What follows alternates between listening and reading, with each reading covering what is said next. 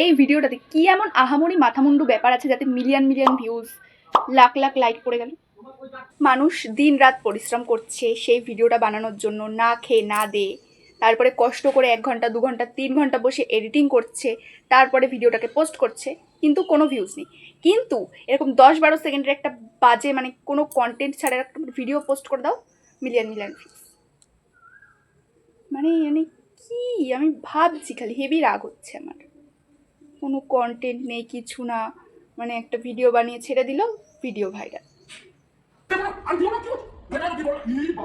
মানে ভালোর এখন দুনিয়া নেই, ভালোর যুগ চলে গেছে। ঠিকই বলে সবাই, ভালোর যুগ চলেই গেছে। সঠিক বলেছেন।